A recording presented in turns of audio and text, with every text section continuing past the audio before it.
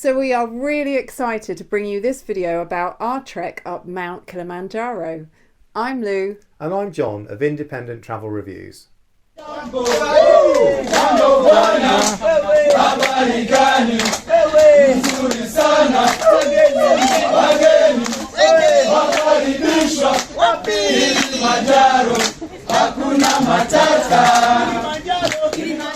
Now in this video we'll talk about how to prepare yourself physically and some of the other practicalities like vaccines, visas and malaria tablets. And we'll talk a little bit about mountain sickness and some of the medications you might want to think about having to hand.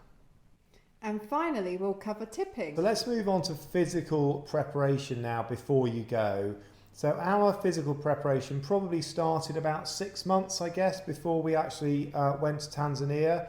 And it kind of broke down, I think, for us into two key bits. So the first one is about getting your boots broken in. Now, we both had new boots for this, well, we both had different boots for this trek. Lou's were brand new. I actually bought a second-hand pair of boots that hadn't been used before very much. So they needed breaking in. And that was one of the key things, was to break those boots in. And we were doing a combination of quite a few miles, but also trying to go up and just as importantly down, because you're using different muscles and your boots will feel different going up and downhill. So that is one of the key parts of the physical preparation, is breaking your boots in and getting the right, socks, thickness of socks and all that kind of stuff. It's well worth spending a bit of time doing that, isn't it, I think? Yes, and whilst you're breaking your boots in, you might as well be wearing your day pack, getting used to your water bladder and using your poles. Yeah, absolutely. Okay, and the second bit of the physical preparation is? You don't have to be super fit to climb Kilimanjaro, but if your cardiovascular fitness is good, you will probably find it more enjoyable, the kind of long treks every day. We were told to increase our walking, our jogging, our swimming, our cycling. We did some classes at the gym, and I think we both went feeling relatively fit. I mean, there is some evidence, and I stress some evidence, to suggest that if your cardiovascular fitness is good, you are potentially less prone to mountain sickness. But on the other hand, there's also evidence that people that are particularly fit try and go up the mountain really quickly and therefore are more likely to get mountain sickness. So I don't think being fit does you any harm, as long as you are still recognise the fact that you are still vulnerable to mountain sickness. Pole, pole. Right, so moving on now to visas. So most nationalities, not all, but most nationalities will require a visa to enter Tanzania. Now, the visa, the easiest thing to do is to apply for it online. You can apply, our reading of it was you can apply a maximum of 90 days before you leave Tanzania. It's not absolutely clear, but I think just to be on the safe side, that would be the kind of recommendation. It takes 3 or 4 days for the visa to come back. For us, it costs $50 US. Now, the interesting anomaly is that if you are a US citizen, then you cannot buy a single entry tourist visa. You have to buy a multi-entry visa for some reason, and that costs $100. So sorry, if you're a US citizen, it's going to cost you a bit more, but the good news is you can go back several times if that's what you want to do. Now, the online application process is reasonably simple. I'd probably allow about 30 minutes or so of your time to do it. The one annoyance or frustration that I found is that it's very fussy about the size of the files that you have to upload of your passport, and also you have to have a passport photo of yourself, and it's very fussy about the file size. It wants very small file sizes, which requires a bit of messing around, reducing them down on your PC. But the process is relatively straightforward. They come back in about 3 days, and then I would recommend that you print it off when you get it, so that you've got a physical record of it. Don't rely on it being on your phone or your laptop when you get to Tanzanian immigration. So moving on to vaccines. Vaccines will basically depend on which country you are coming from. From the UK, they recommend 3 vaccines: hepatitis A, typhoid and tetanus. Now you can actually get all of those 3 available on the NHS, We came from Kenya, so we also had to get yellow fever and get a yellow fever certificate. Now, for travellers from some countries, you may be recommended additional vaccines. So, for example, cholera, hepatitis B, polio, rabies, tuberculosis. Now, some of those might be available through your family doctor, but some may not, and if you may have to have those done privately. I think our recommendation would be don't leave this to the last minute, because it can, particularly if you're trekking in the summer, that's when everybody else is going on holiday, so the appointments can get booked up. So, look at this in plenty of time. So malaria tablets, we were recommended to take malaria tablets, which we did, but it is interesting to note that above 1,800 meters, there is no risk of malaria. So when you're up on the mountain, quite a few people actually stop taking their malaria tablets for a couple of days. One final point on malaria tablets is we think that possibly at least one type of malaria tablet interacts badly with Diamox. So it is worth, if you're going to take Diamox, it's worth doing your research to make sure that you're taking a malaria tablet that goes with it. Right, we're going to talk about altitude sickness or acute mountain sickness now, AMS.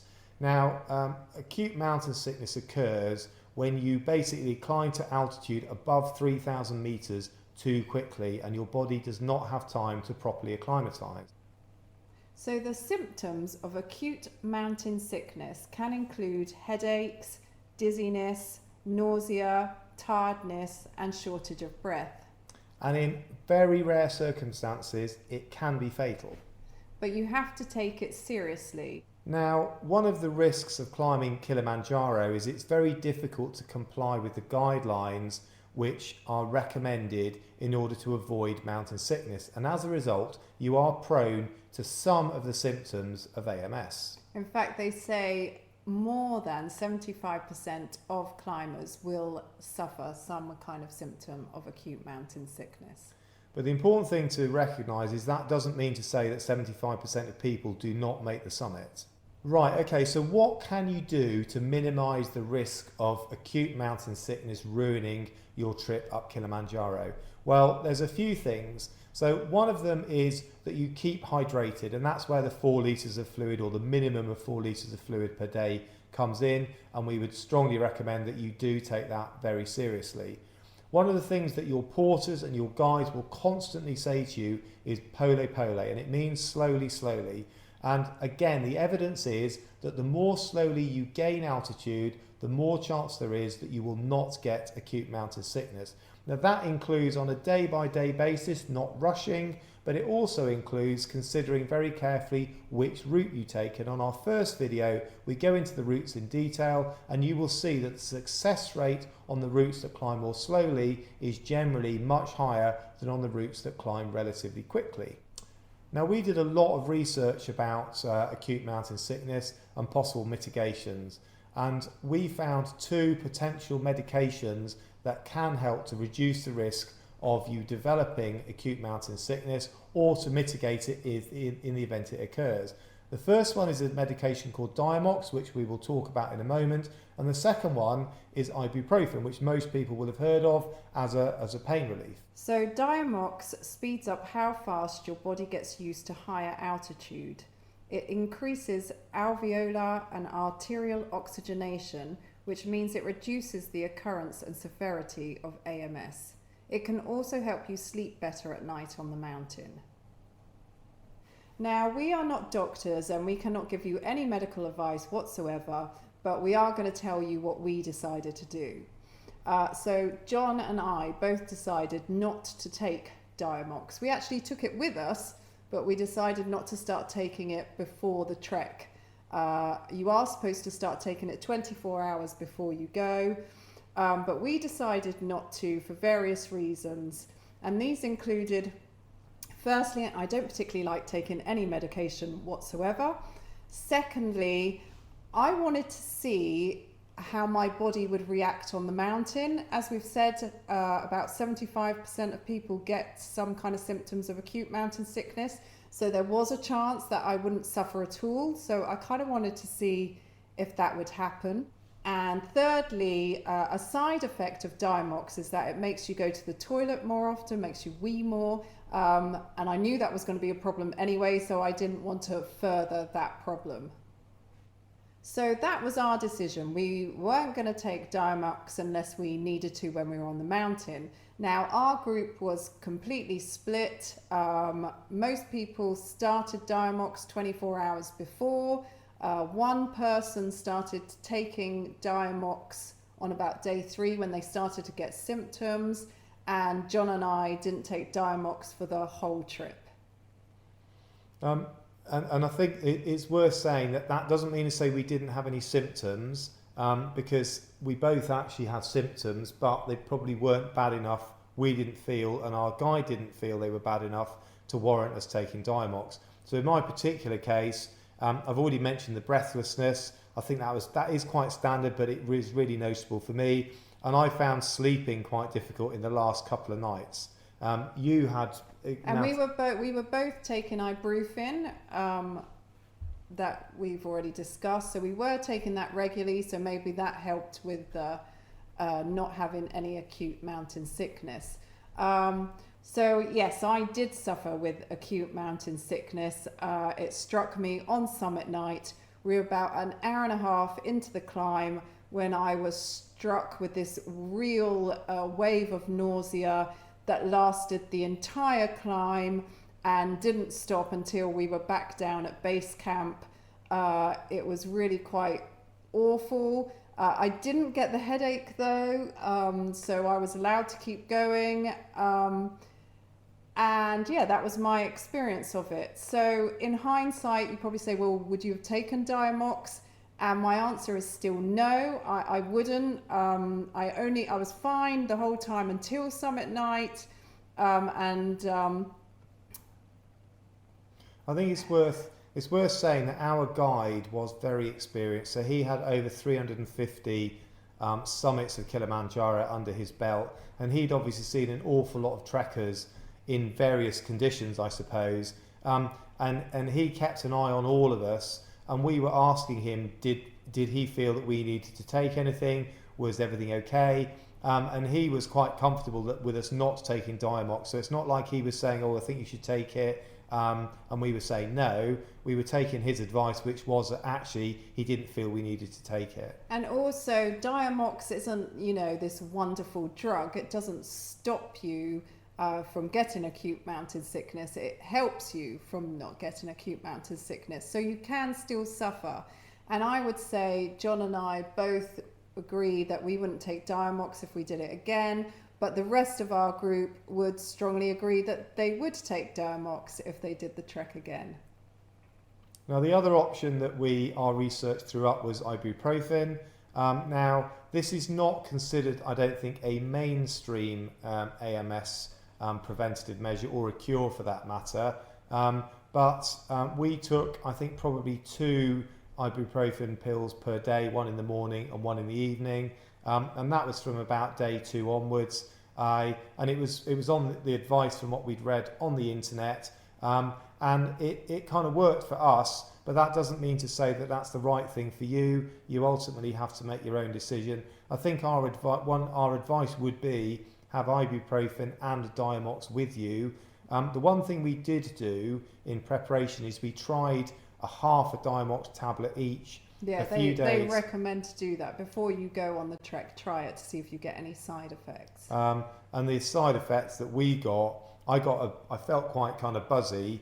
But the other thing was I was constantly going to the loo, which was one of the reasons why I wasn't particularly keen to take it on the trek. Right, so we're going to move on to tipping now. And I think the first thing I would say is that the guides and the porters in whose hands you are for 8 days on the mountain, they're not particularly well paid.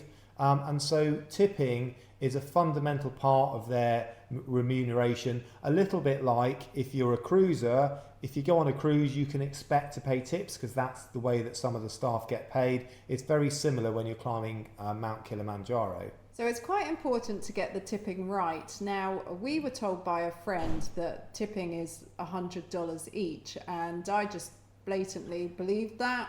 and that's what we were taking. And then when we were out there, we learned that it was quite different. So the first thing to know is that you need to take your tipping money with you on the trek. Don't leave it behind at the hotel, because when you finish your trek, you will be taken to a nearby restaurant where you have a tipping ceremony before you get back to the hotel. The tipping ceremony is great fun. There's lots of singing, dancing and speeches, and it's a really nice way to show your appreciation for the hard work that the porters and the guides have done during the trek.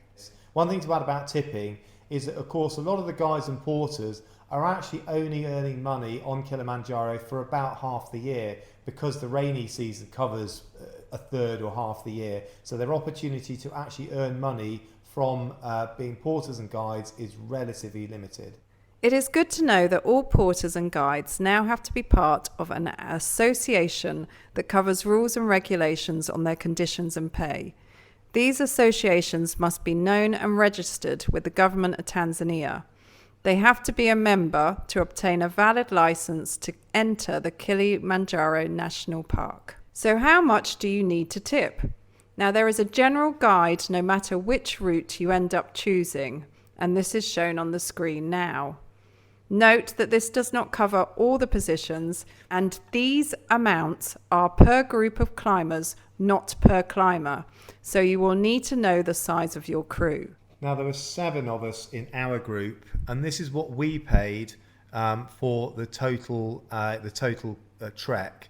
We had a crew of 23, and this is what each crew member received. This came to approximately $250 for each trekker for the entire trek, and that's why we suggest that you perhaps have this in your mind before you leave home, because it's probably a lot easier to get the dollars in cash in your home country than try and obtain them in Tanzania. Okay, so that is the end of video 2. Thank you again so much for watching. We hope you found it informative, interesting and enjoyable. And if you did enjoy it, then we would really appreciate you subscribing and giving it a big thumbs up. And that will be particularly helpful, because that will give you a notification of when we release our next video, which will talk you through the first few days of our climb up Kilimanjaro.